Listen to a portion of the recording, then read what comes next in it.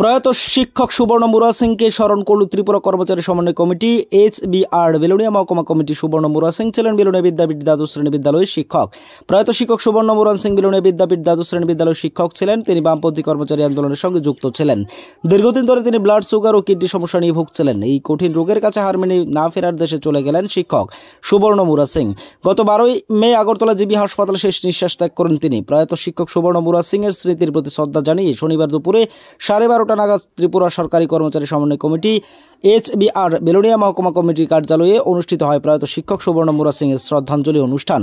শ্রদ্ধাঞ্জলি অনুষ্ঠানের শুরুতে প্রয়াত শিক্ষক সুবর্ণ মুরা সিং এর প্রতিকৃতিতে ফুল ও পুষ্পস্তবক দিয়ে শ্রদ্ধা জানানোর পর আত্মার সদ্গতি কামনা করে 1 মিনিট নীরবতা পালন করা হয় এবং শ্রদ্ধাঞ্জলি অনুষ্ঠানে এরপরেই সুবর্ণ মুরা সিং এর স্মৃতিচারণ করেন কর্মচারী আন্দোলনের প্রাক্তন নেতা তথা বিধায়ক অশোক মিত্র। এছাড়া এদিনে শ্রদ্ধাঞ্জলি অনুষ্ঠানে উপস্থিত ছিলেন বিধায়ক দীপঙ্কর সেন, কর্মচারী আন্দোলন নেতৃত্ব জীবনশীল সহ অন্যান্যরা।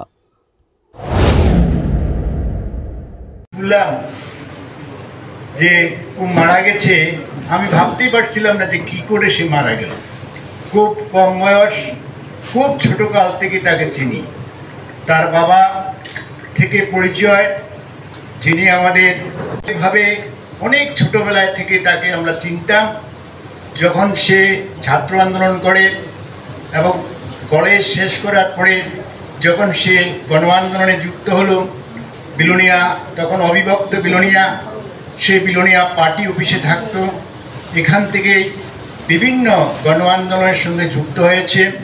পরবর্তী সময়ে যখন সে শিক্ষক হলো বিদ্যাপীঠ স্কুলে, তখনও আমি কিন্তু কর্মচারী আন্দোলনের সঙ্গে যুক্ত ছিলাম। Bureau report, as Bharat live 24 hours.